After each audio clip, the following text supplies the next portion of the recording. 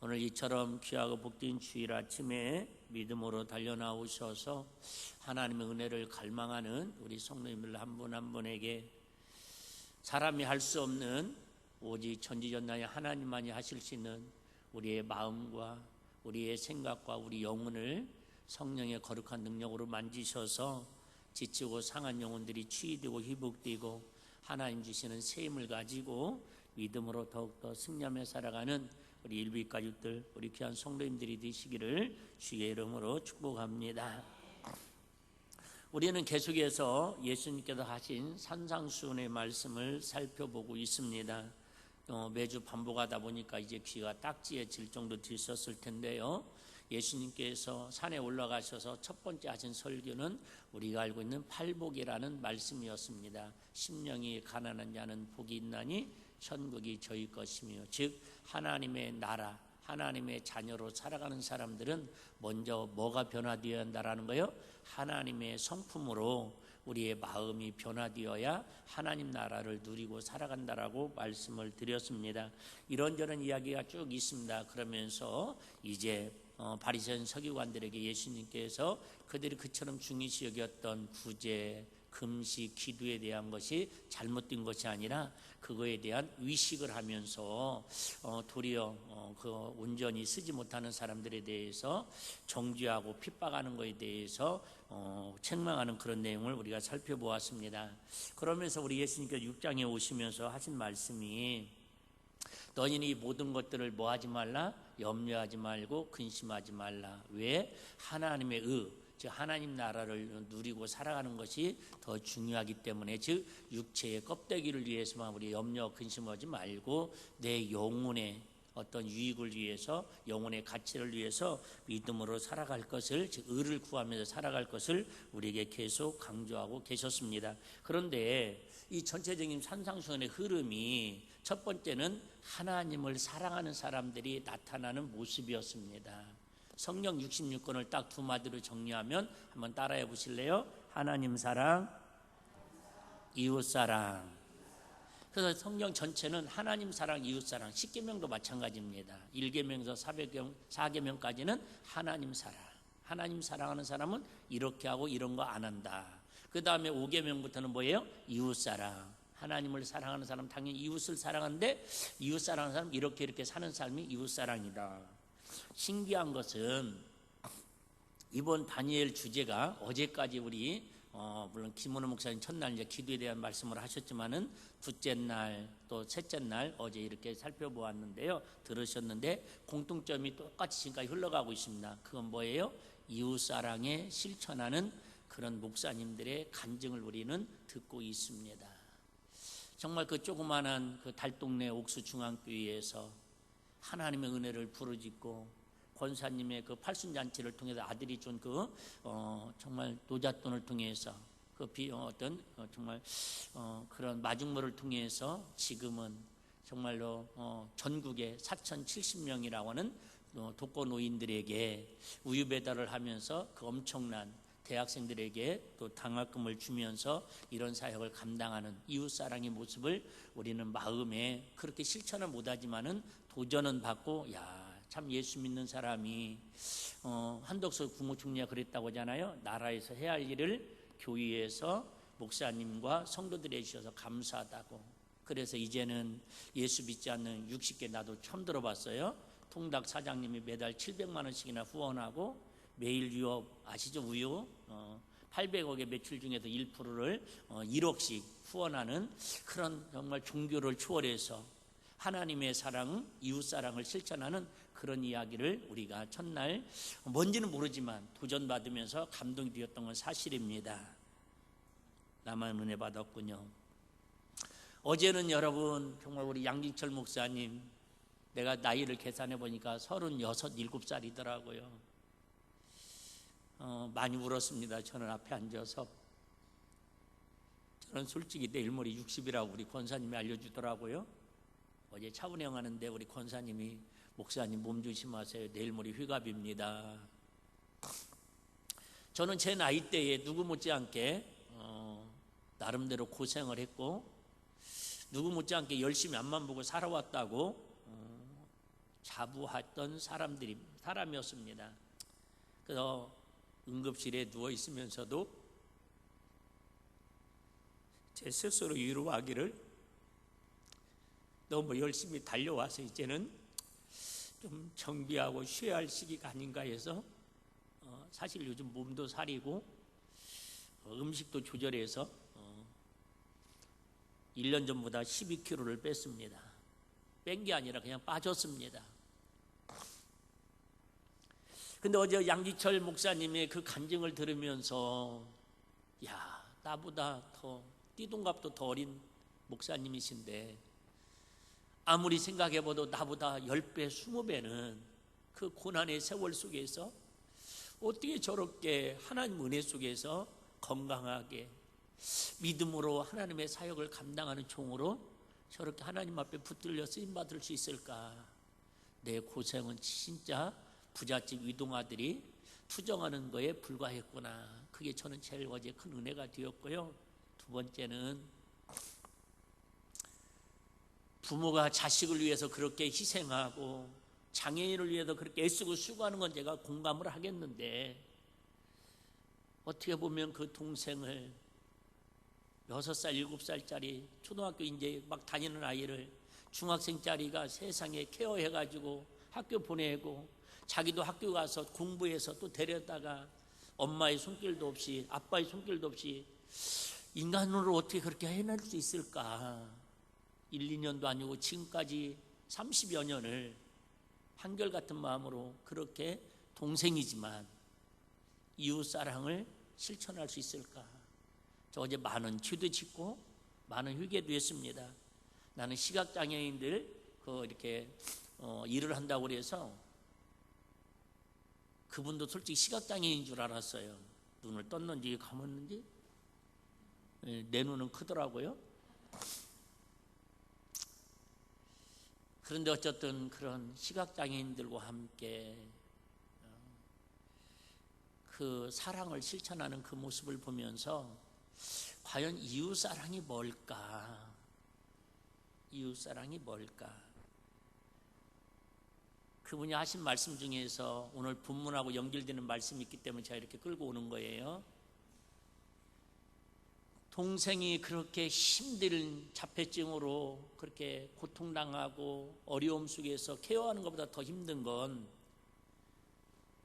그 동생을 데리고 다니면서 느꼈던 세상이 바라보는 따가운 시선, 싸늘한 시선, 그것이 자기를 제일 힘들게 만들었다라는 거예요. 그걸 다른 말로 말하면 오늘 비판이라는 말로 제가 바꿔서 설명을 하고 싶어요. 비판하고 비슷한 말이 있어요. 비난. 어제 성경적으로 정확하게 유진 피터스라고 하는 분이 번역한 성경을 통해서 그분이 해석을 했었죠. 왜 저 아이는 저렇게 장애인이라서 직장에서 쓸모없는 아이라고 퇴출당하고 가정에서 쓸모없는 아이라고 버림당하고 학교에서 쓸모없는 아이라고 버림당한 두 번째 날 강의했던 논산의 출신이었던 김인강 교수님, 나도 처음 들어봤어요. 6남매 중에 막내 아들로 주부에다가 올렸죠. 2살 때 소아마비가 걸려가지고 학교를 다닐 수 없었대요. 학교에서 거절당했답니다. 정상적인 교육을 못 받는다고. 왜? 너는 장애인이라서 학교에서 쓸모없는 아이야.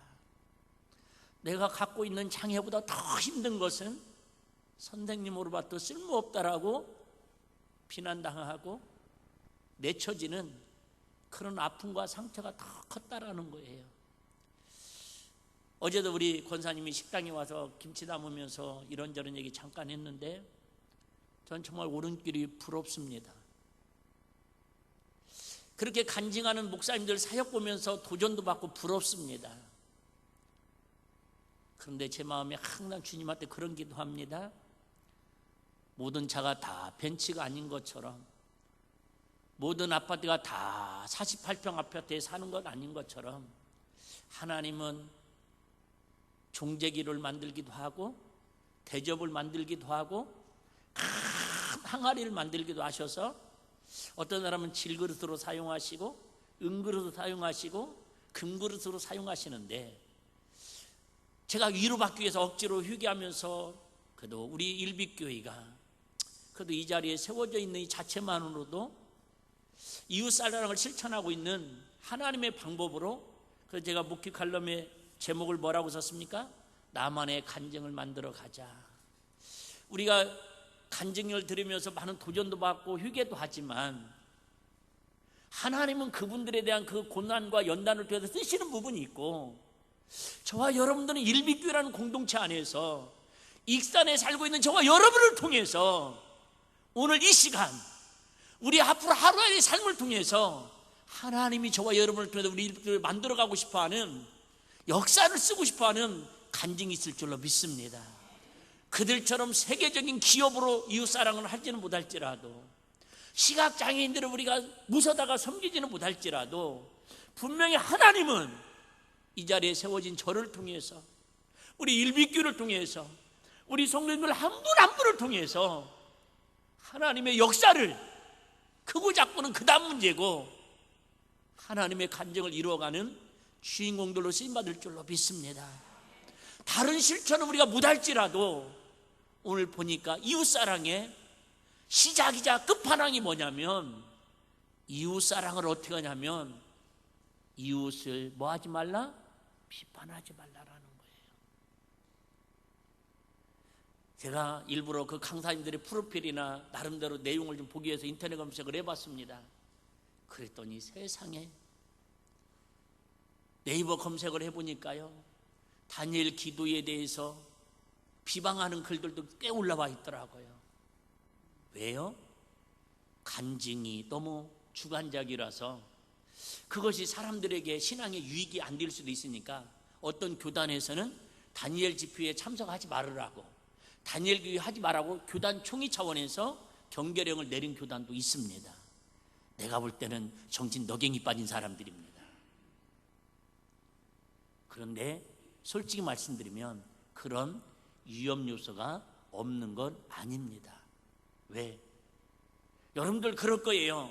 제가 미리 자수하는 거예요. 야, 저렇게 호용한 목사님처럼, 박진철 목사님처럼 저렇게 귀한 사역을 하는 목사님도 계시는데 우리 목사님은 뭐야? 나도 모르게 여러분, 사람은 듣는 대로 보는 대로 순간순간 정죄하고 비판하고 판단하게 됩니다. 아직까지는 목사님들 나와서 그러는데, 저는 이제 교회 직분자 일반 성도님들도 나와서 간증을 할 거예요. 그들이 그렇게 헌신하는 모습을 보면서 나도 순간 정죄하고 비판할 거예요. 야, 저렇게 전도왕이 있는 교회 목사님 참 행복하겠다. 우리 일빛교회 성도들은 도대체 뭔가? 목사님, 목회비 도서비하라고 2천만 원을 갖다 주는 성도가 있나? 기업이 잘 돼가지고 11조를 들여가지고 목사님 마음껏 원하는 선교 사역을 하고 후원하는 성도들이 있나? 나도 모르게 그런 간증을 들으면서 은혜를 받고 내 자신을 점검하고 회개하는 게 아니라 도리어 상대방을 정죄하고 비판하고 판단하는 그 귀한 은혜를 받으면서 죄를 짓는 시간이 될 수 있는 위험 요소가 다분히 있습니다. 그래서 오늘 제가 조심스럽게 다니엘 기도의 폭풍 같은 은혜를 받으면서 조심스럽게 오늘 유의할 점을 미리 말씀을 드리는 겁니다. 여러분, 하나님은 모세는 모세대로 쓰셨고요, 기도는 기도원대로 쓰셨고, 삼손은 삼손대로 쓰셨습니다. 똑같이 모세처럼 바울처럼 쓴 게 아니다 그 말입니다. 스데반 집사님 같은 사람도 있고, 우리가 잘 모르는 마띠아 같은 그런 집사님도 계셨고, 우리가 다 스데반 집사님이면 좋겠죠. 다 모세 목사님, 바울 목사님 같으면 좋겠죠. 그렇지 못할지라도 오늘 가장 제가 해주시고 말씀이 뭐예요? 그러지 못할지라도 하나님의 기준으로, 절대성으로 우리가 상대성으로 사람을 평가하지 말자 그 얘기예요. 그게 바로 은혜 받는 것보다 하나님이 죄 짓는 거에 의해서 더 위험 요소가 있다는 걸 말씀을 드리는 겁니다. 오늘은 비판에 대한 이야기를 예수님께서 말씀하셨는데, 비판은 뭐냐면 현상이나 사물의 옳고 그름을 판단하여 밝히거나 잘못된 점을 지적하는 것을 비판이라고 합니다. 비판하고 우리가 조금 조심스럽게 분별할 것이 뭐냐면 조언과 비판의 차이입니다. 비판은 말 그대로 상대방의 잘못된 것을 지적해가지고 그 사람을 막 무안을 주고 저렇게 왜 살까? 즉 어제 말씀처럼 야, 너는 왜 이렇게 쓸모없는 사람이야? 너는 왜 이렇게 쓸모없는 짓을 하고 살아? 이렇게 쓸모없다라고 지적하는 것을 비판이라고 표현하고 있습니다. 조언은 뭐냐면 말로 거들거나 깨우쳐 주어서 도움되는 말을 조언이라고 합니다. 근데 우리는 조언과 비판의 사이에서 상당히 정체성이 혼란스러운 게 사실입니다. 혹자는 저한테 그렇게 얘기합니다. 목사님, 왜 옛날처럼 막 저한테 직설적으로 혼내지 않으시고 막 예배도 강력하게 막 참석하라고 옛날에 비해서 목사님 이빨 빠진 호랑이처럼 왜 그렇게 좀 그러셔요? 나이 드셔서 그래요? 이렇게 한 두 분이 저한테 친하니까 얘기하신 분이 계셨습니다. 저도 사실 비판과 조언의 사이에서 어느 날 문득 많은 고민을 하게 되었습니다. 어느 날 저한테 잘못된 은혜인지 이런 은혜가 왔습니다. 내가 우리 성도들 너무 달달 볶아대는 거 아닐까? 달달 볶아대는 거 아닐까? 그런데 이런 생각이 들었어요. 얼마나 우리 성도님들이 힘들고 어려우면 목사가 저렇게 얘기하는데도 기도의 자리에 못 나오고 은혜의 자리에 나와서 하나님 앞에 일하지 못할까? 그만한 그분에게는 아픔이 있고 그만한 상처가 있고 그만한 상황이 있지 않겠느냐. 그 마음을 헤아리려고 하다 보니까 이제는 제가 여러분들을 강력하게 이거 하자 저거 하자 끌고 가지 못하는 그런 부분이 있습니다. 지금도 저는 이게 숙제입니다. 잘못하면 이게 목회자로서 방관이 되는 것이고 좀 더 세게 얘기하면 여러분들을 제가 판단하고 정죄한다고 또 오해받을 일이 되고 어쨌든 담임 목사가 이렇게 갈등하면서 고민하면서 오늘 드리는 말씀이니까 사실은 이 문제 때문에 제가 오늘도 눈물이 저절로 나오는 거예요. 주님 마음이라면 어떻게 말씀을 해주실까요? 주님이시라면 우리 성도들의 상황을 어떻게 이해하고 어떤 말씀을 우리 성도들에게 하나님의 말씀으로 세워줄 수 있을까요? 내 힘으로 안 되니까 주님 마음, 주님 심정, 주님 눈으로 우리 성도들을 바라보게 해달라고. 그런데 솔직히 내 마음에 눈물밖에 없는 것 같아요. 어떻게 무슨 말을 해드릴 수 있을까? 다른 원어 성경을 보니까 비판이라는 말을 이렇게 정의하고 있더라고요. 심판, 판단. 자, 여러분, 판단은 누가만 할 수 있는 거죠? 판단은 대답 안 해도 괜찮아요. 다 해드릴게요. 판단은 여러분 첫 번째, 운동 경기에서는 누구만이 할 수 있는 고유 권한이죠? 심판. 그래서 심판은 뭐라고 그래요? 왕이다. 여러분, 잘잘못을 가릴 수 있는 판단은 누구밖에 할 수 없다고요? 심판만이 할 수 있는 거예요. 두 번째 잘잘못을 가릴 수 있는 법적인 사람이 있는데 그게 누구예요? 재판장. 그래서 여러분, 판단은 누구만이 할 수 있는 일이에요.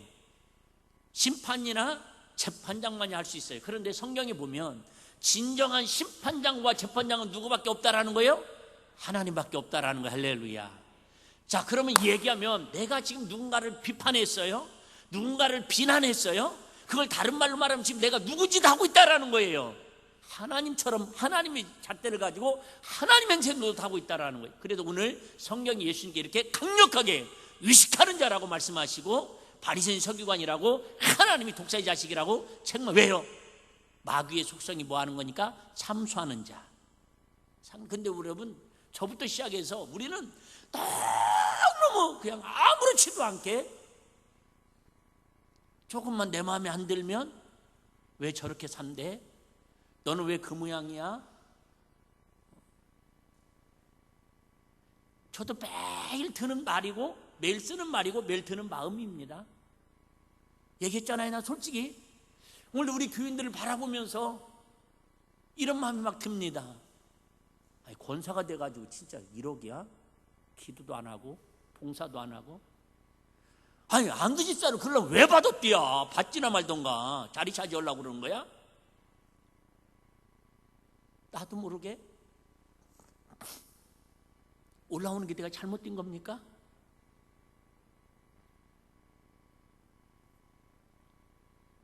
그냥 아이들이 부모님한테 그러죠. 용돈 달라고 하는데 없다고 그러고 안 준다고 그러면 그럴 것 같으면 뭐를 했어요? 책임도 못 질 거면서. 쓸모없다라는 거죠, 부모님.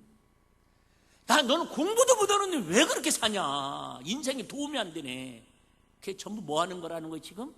내가 하나님이 돼서 판단하고 비판하고 정죄하는 게 얼마나 무서운 죄인지도 모르고 하나님이 얼마나 싫어하는지도 모르고 우리는 그냥 생각대로 마음먹은 대로 막 그냥 내뱉고 산다라는 거예요. 그나마 가슴속에 있는 건 그나마 다행인데 이걸 막 상대방에게 들으라고 입으로 막 폭설을 퍼붓고 있다라는 거죠. 그런데 전혀 우리는 그게 죄인지도 모르고 하나님 얼마나 싫어하는지도 모르고 그 다음에 바로 다음 주에 살펴보는 게 뭐예요? 이 문제가 해결되어야 우리는 제일 좋아하는 뭐예요? 구하라, 찾으라, 두드리라, 그럼 열릴 것이라 응답된다. 그게 응답된다라는 거예요. 즉 비판의 문제를 해결하지 못하고는, 반대의 문제를 해결하고는 아무리 기도해도 기도가 하나님 앞에 상달되지 않는다. 이걸 전제하고 있는 거예요. 근데 우리는 비판에 대한 이야기는 전혀 관심이 없고 오직 구하면 된다라는 거예요. 찾으면 된다, 열릴 거라는 거예요. 두드려보세요, 열립니까? 찾아보세요, 찾아집니까? 안 되는 이유가 있다라는 거예요. 안 되는 이유가 있어요. 여러분, 몸이 아픈 사람은 항상 얘기하죠? 몸이 아픈 이유가 있는 거라니까요. 여러분, 공부 못하는 사람 공부 못하는 이유가 있다니까요. 그 원인 먼저 찾아야 한다는, 그 원인이 첫 번째 오늘 뭐라는 거예요? 비판에 대한 이야기라는 거예요. 비판. 판단이나 심판이라고 이렇게 표현하고 있습니다. 비슷한 말이 있죠. 비난.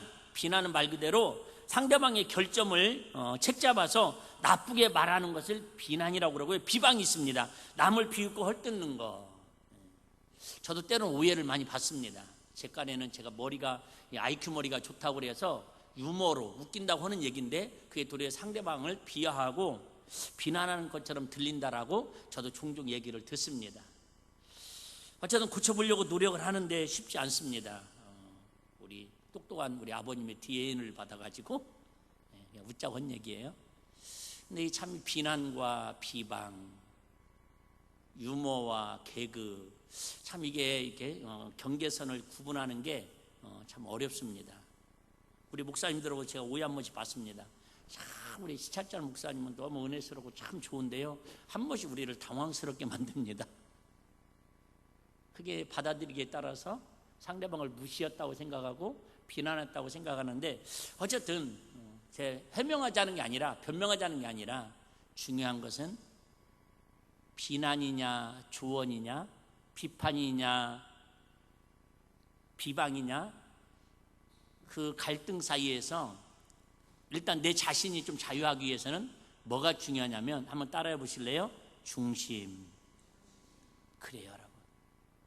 정말 그 사람의 중심이 그 사람을 사랑하고 그 사람을 위해서 격려하기 위해서 하는 말이라면, 비난처럼 들리더라도 비판처럼 들리더라도 그게 조언이 될 수 있다라는 거예요.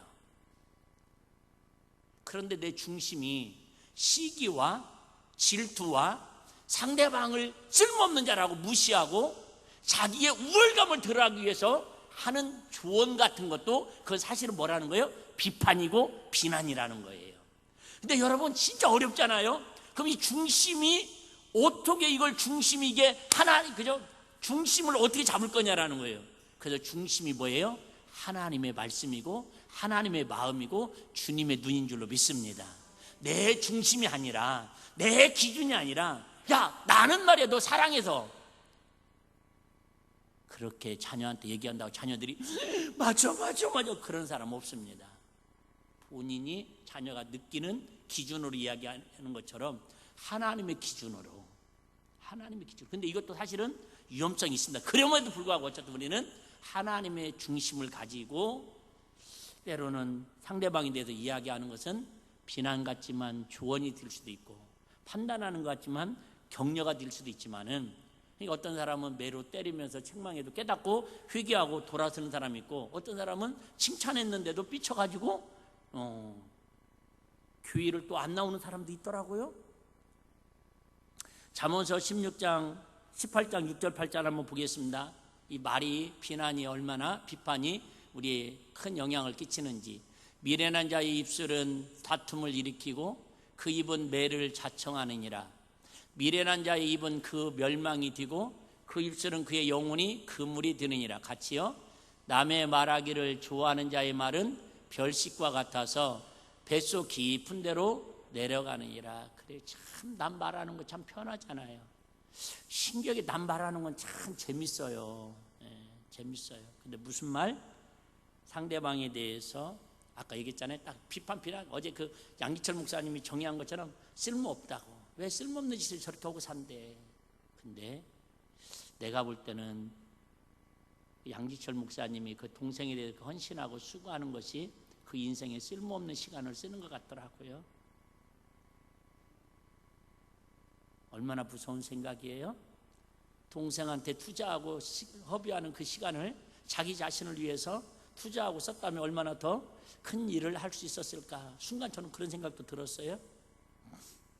그런데 여러분, 그 우리 생각이지 그분에게는 그 어떤 것보다도, 아웃보다도 남들이 쓸모없다고, 남들이 정말 필요 없다고 퇴출시키는 그 동생 하나에다가 자기 갖고 있는 아홉을 포기하더라도 하나인 동생한테 시간을 쓰고 하나님의 은혜를 나누고 자기 인생을 다 걸었을 때에 하나님 그를 축복의 통로로 사용하셔서, 마중물로 사용해서 하나님의 사역을 이끌어 가시더라는 거예요. 할렐루야.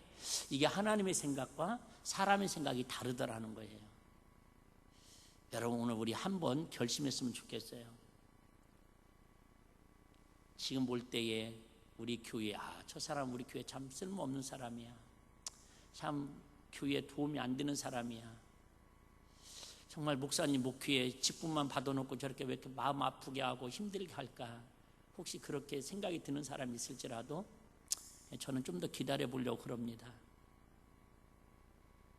좀 더 그 하나를 바라보면서, 내 9가지는 다 투자할 수는 없겠지만 주님의 은혜가 부어지도록, 그 상황을 통해서 하나님이 역사하시도록 좀 더 무릎 꿇으려고 할 것이고, 좀 더 주님의 은혜를, 말씀을 사모해서 그가 받아들일 수 있도록 한번 참고 또 참아보려고 오늘 말씀을 사실 결심하면서 드리는 말씀입니다. 여러분, 우리 교회가 이처럼 저 사람 왜 저래, 왜 구역에 도움이 안 돼, 정말 왜 남성교회에 도움이 안 돼, 왜 우리 권사회에 도움이 안 돼, 설령 그런 쓸모없다라고 생각이 드는 사람이 있을지라도 오늘 은혜 받았다면 3마디 할 거 2마디만 하시고 2마디 할 거 1번만 줄이셔서 우리 하나님이 기뻐하는 그런 우리 일비 공동체를 세워가는 은혜가 있기를 주의 이름으로 축복합니다.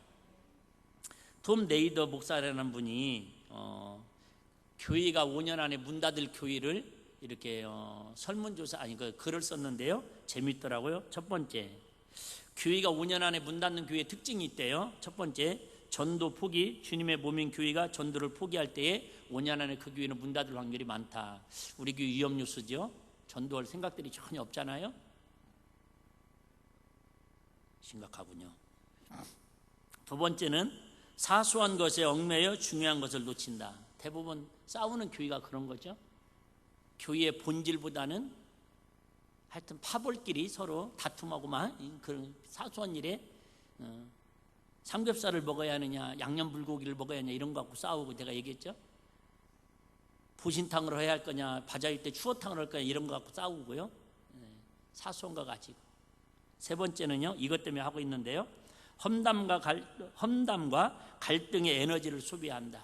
그죠? 정말 백개무익한데 보이면 막 험담하고 남 정죄하는 것들, 이러면 5년 안에 그 교회 공동체는 무너진다라는 거예요.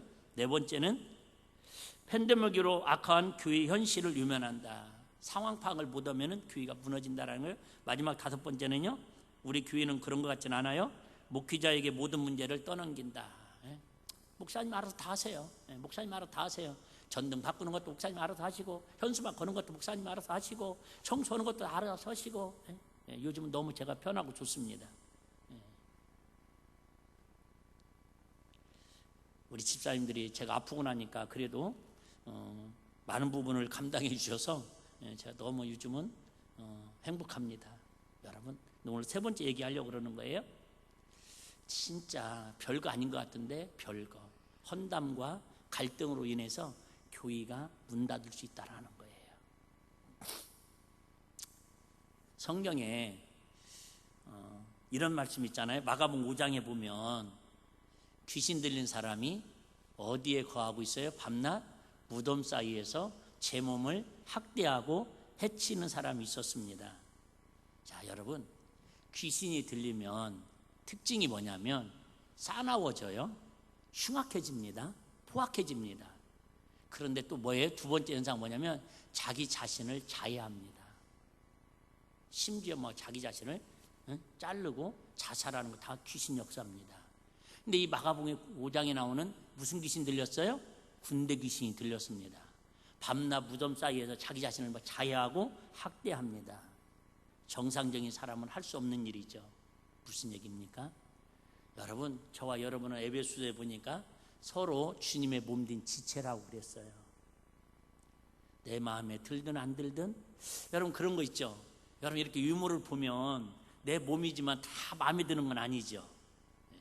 저는 항상 말씀드리지만 저는 부분적으로 보면 괜찮게 다 잘생겼더라고. 근데 조화가 안 맞아갖고 조금. 저번에도 어디 식당을 갔는데 이게 신발을 신으려고 하니까 어떤 그 식당 그 이모가 어머머머머 목사님 발 참 예쁘네요. 내 발이 예쁜 거 그때 알았어요. 귀엽대요. 여자 발보다 더 짜고만 해갖고 귀엽답니다. 문제는 260 양말을 신으면 30분 후면 다 흘러져가지고 참 밑에 끝에가 있다라는 거. 여러분, 우리 일비 공동체는 어떤 사람은 성격이 좀 나하고 다른 사람도 있고, 아까 얘기했잖아요.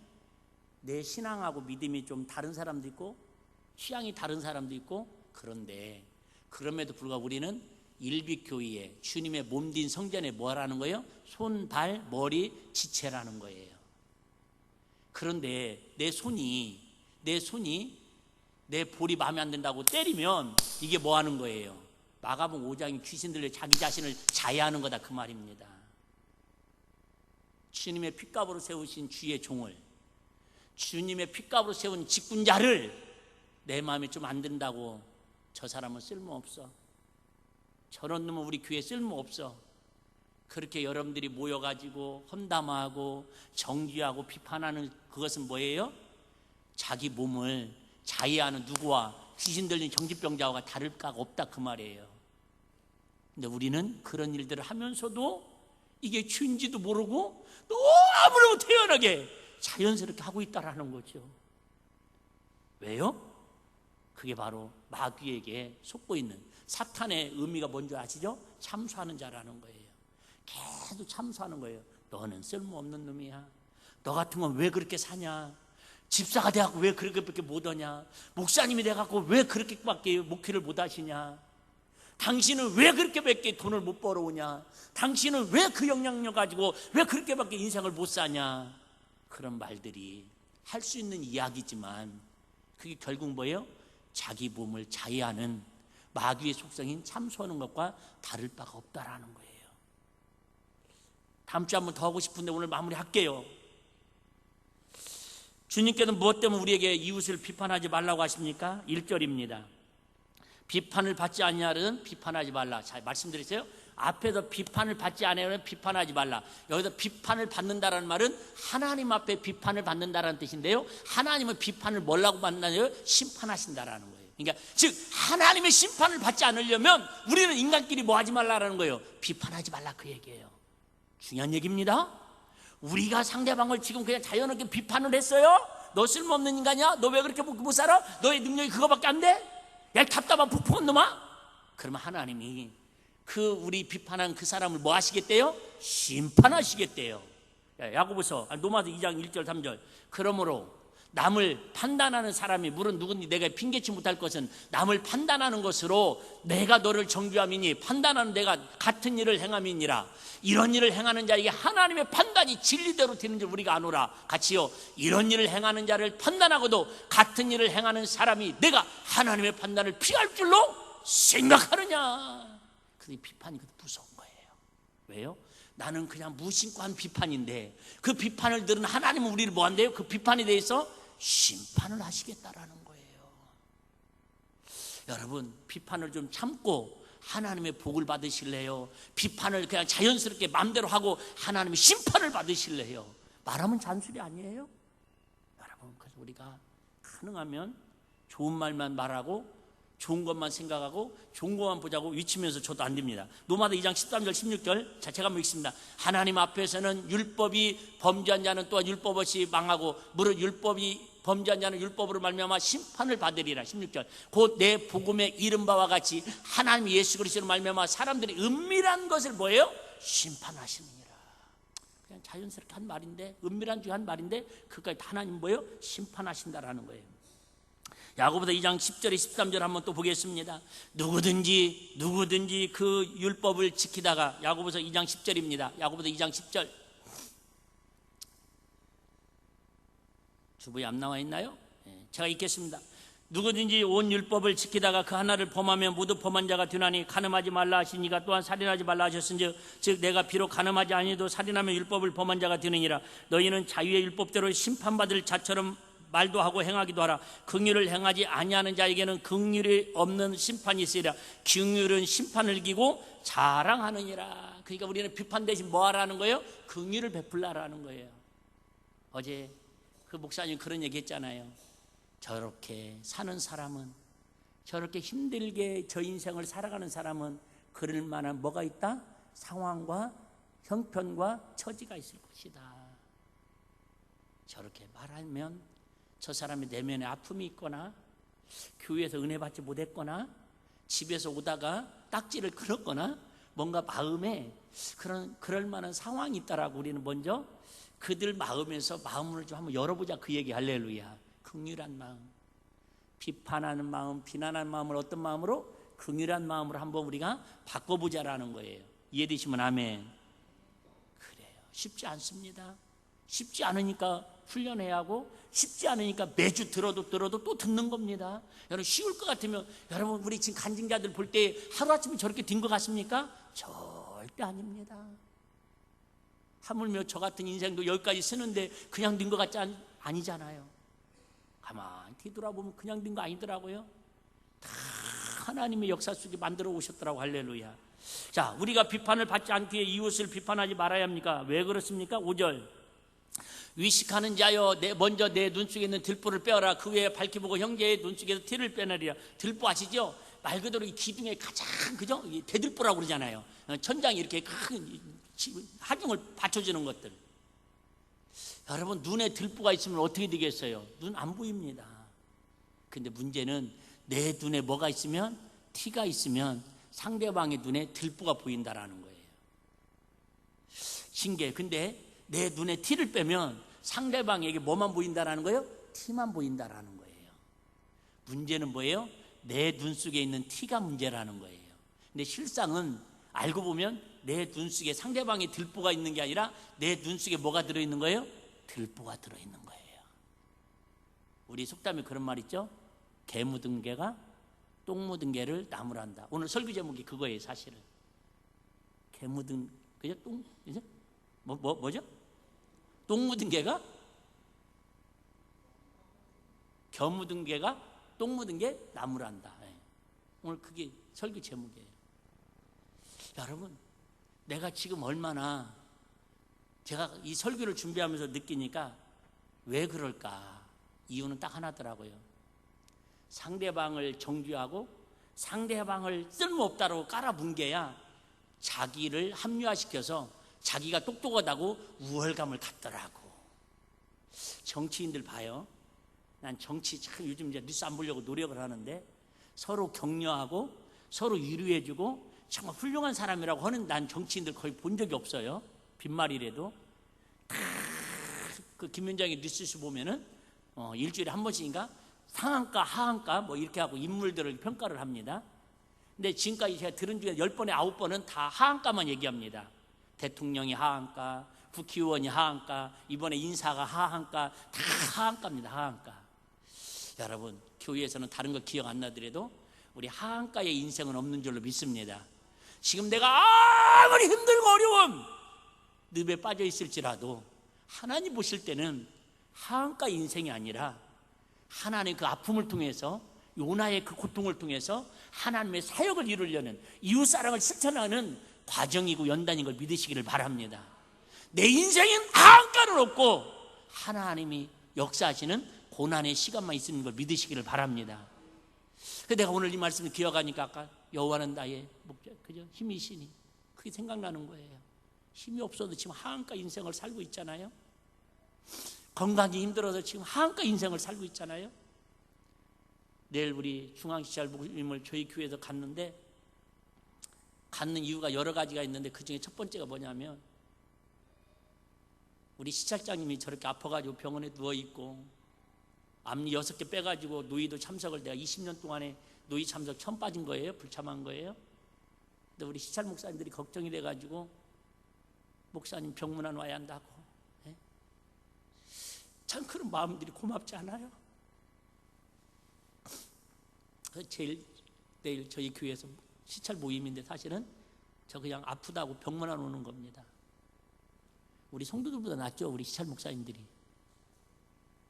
알아요. 우리 성도님들은 문자도 안 하는 이유도 다 기도하는데 그것까지 방해될까 봐 하는 거 내가 다 알지 모르겠어요. 아무리 우리 목사님들보다 우리 성도님들이 훨씬 더 기도 많이 하고 걱정하지 그걸 몰라서 그러겠어요.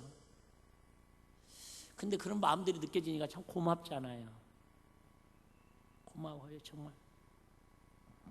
여러분, 상대방의 들보를 보지 않으려면 내 눈에 티를 먼저 빼내야 합니다. 내가 주님의 마음을 가지면 다 이뻐 보여요.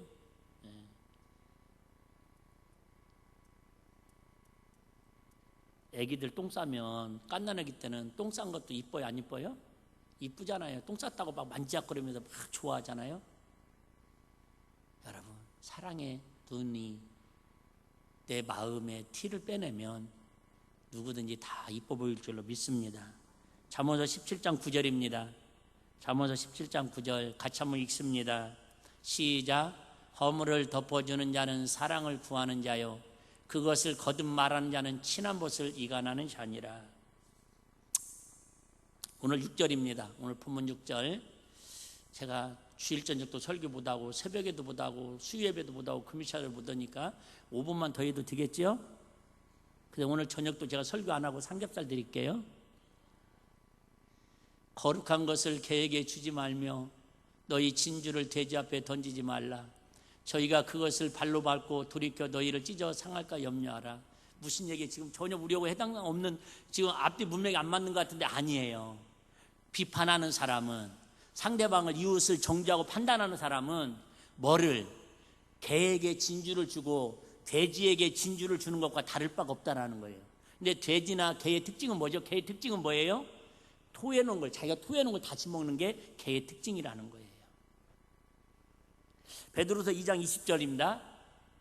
만일 그들이 우리 구주 되신 예수 그리스도를 알므로 세상의 더러움을 피한 후에 다시 그 중에 얽매이고 치면 그 나중 형편이 전보다 더 심하리니 의의 도를 안 후에 받은 거룩한 명령을 저버리는 것보다 알지 못하는 것이 도리어 저에게 나으니라. 같이요. 시작. 참 속담에 이르기를 개가 그 토하였던 것에 돌아가고 돼지가 씻었다가 더러운 구덩이에 두루 누웠다는 말이 저희에게 뭐예요? 응하였다. 무슨 얘기예요? 남을 정죄하고 판단하고 헌담하는 사람에게는 개, 돼지만도 못 얻어다친 그 얘기예요. 우리는 하나님의 거룩한 자녀로 하나님의 만물의 영장을 섬기는 저와 여러분들이 개, 돼지만도 못한, 그러니 하나님 우리 심판하시고 보건고사하고 신앙생활 열심히 하면 할수록, 헌신하면 헌신할수록 우리 영혼이 도리어 퇴폐해져 가고 있다, 그 얘기예요. 그럼 우리가 어떻게 하면 이웃을 비판하지 않고 하나님의 뜻대로 긍휼한 마음으로 사랑하며 살 수 있겠습니까? 5절에 아까 말씀드린 것처럼 의식하는 자의 먼저 내 눈속에 있는 들불을 빼어라. 그 위에 밝혀보고 형제의 눈속에 있는 티를 빼리라. 비판은 의식의 치명적인 주의입니다. 간단해요. 제가 우스갯소리로 그런 얘기합니다. 처녀 총각이 만나서 결혼하기 전에는 여러분 최소한도 10가지 중에 9가지가 마음에 들어야 결혼을 해야 합니다. 왜요? 눈에 콩깍지가 쓰였으니까. 여러분 우리 청년들 잘 들어야 돼요. 우리 아이들 들을 사람이 별로 없네. 사라는 잘 골랐어? 여러분 데이트할 때는 결혼을 전제 연애할 때는 10가지 중에 9가지가 마음에 들고, 그죠? 10가지 중에 마음에 들고 1가지가 마음에 안 들면 결혼을 생각해서 하면 됩니다. 그러고 나서 살다 보면 신기하게 결혼을 살다 보면은 9가지에서 8가지, 7가지, 5가지, 4가지로 줄어갑니다. 이게 당연한 겁니다. 나중에는 뭐만 남아요? 하나만 남아요. 뭐 남아요? 그동안 삶 정 때문에 산다. 신앙생활도 마찬가지입니다. 제가 보니까 처음에 우리 교회 와서 은혜 받은 분들은요 10가지 중에 10가지를 좋아하더라고요. 하나 마음에 안 드는 거 0.5가 있는데 목사님이 좀 못생겼다, 말이 빠르다, 사투리를 쓴다, 촌스럽다, 이거 빼놓고는 다 좋아하더라고요. 근데 그 많은 분들이 지금 어디가 있습니까? 10가지가 줄고 줄어서 나중에는 그렇게 됐습니다. 왜 그래요? 물론 제가 변질된 것도 있다고 보일 수도 있고 우리 교회가 변질됐다고 볼 수도 있는데 중요한 건 여러분 그 마음에 지지난주 말씀드렸죠? 사랑의 안약을 사서 우리 눈을 먼저 씻어서 치료를 받아야 하는데 세상의 관점으로 계속 바라보는 거예요. 인간의 관점으로 계속 바라보는 거예요. 누구의 관점으로 봐야 하는데요? 주님의 관점으로 봐야 하는데. 여러분 은혜 받는 방법 제가 하나 알려드릴까요? 여러분 정말 우리 일비교회에서 은혜 받고 평생 교회에서 축복받으면서 하나님 나라가 멸류관 받는 방법 알려드릴까요? 알고 싶지 않으니까 저도 생략하도록 하겠습니다. 다음에 시간 나면 알려드리겠습니다. 우리 손자병법에 지피지기이면 백전불패다. 무슨 얘기죠? 적을 알고 나를 알면 백전백승한다고 말하고 있습니다. 근데 우리는 그렇게 하면 안 됩니다. 우리는 지기지피하면 백전불패라는 말을 사용해야 합니다. 그 말이 그 말 같지 않나요? 아니에요. 적을 알고 나를 아는 게 아니라 나를 알고 상대방을 먼저 알아야 한다는 거예요. 많은 분들은 내가 누군지를 몰라요. 이 생각할 때 눈물 나는 거예요. 자, 결론입니다. 내가 누구예요? 아무 쓸모없는 자예요. 정말 우리 주님이 내치면 지옥에서 영원히 불구덩이에서 살아야 할 존재예요. 우리 주님이 손 내밀지 않았으면 지금도 세상이 전부인 양, 육체의 쾌락과 양락이 전부인 양, 세상의 바벨탑을 쌓아가면서 지금 저도 세상의 성공을 위해서 산다고 발부둥 치고 살아갈 거예요.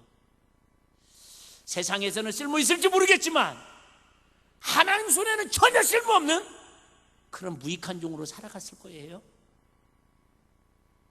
그런데 하나님이 저 같은 걸 어떻게 70억 인구 중에 찾아오셔서 만나주셨고, 여러분 확률이 생각해봐. 익산에만 해도 500개 교회가 있는데 하나님 그 많은 교회 중에서 우리 일비교회 여러분을 보내주신 것은, 접붙여놓은 것은 뭔가 하나님의 뜻과 섭리가 있다고 생각하지 않습니까? 그 하나님 뜻과 섭리를 좀 내 마음에 안 든다고, 좀 기분이 상했다고, 좀 목사님한테 싫은 소리 좀 들었다고, 구역 활동하다가 여러분 공동체 모임 가졌다고 좀 옆 사람이 한 대 내 자해해서 때렸다고, 동네 끊었다고, 그래서 자살해서 죽는 게 그게 옳습니까? 그게 가족입니까? 그게 공동체입니까? 물론 싸우면 이혼하자고, 호적에서 파자고 말을 할 수 있지만 여러분 혈연보다 더 강한 게 영연인 줄로 믿습니다. 주님의 핏값으로 세워진 교회의 공동체다, 그 말입니다. 할렐루야. 세상이 우리를 아무리 끊어놓을지라도 하나님의 사랑에 우리 끊어놓지 못하는 것처럼 목기자와 저의 여러분 관계를 어떤 마귀도 끊어놓지 못하도록 우리 구역원들, 우리 그저 남선교회 권사위, 우리 교사들, 찬양팀들 하나님의 사랑에서 어느 누구도 끊어내지 못하도록 우리 입술로 비판하고 정죄하고 판단하지 말아서 하나님의 사랑으로 아름다운 공동체를 통해서 이웃사랑을 실천해 나가는, 정말 우리가 그렇게 큰 일을 하지 못할지라도 입술로라도 그 사랑을 실천하며 살아가는 우리 간증의 주인공들이 다 되시기를 주의 이름으로 축복합니다. 이 시간에 우리 한 1분만 좀 배고프시더라도 우리 기도 한번 하도록 하겠습니다. 하나님,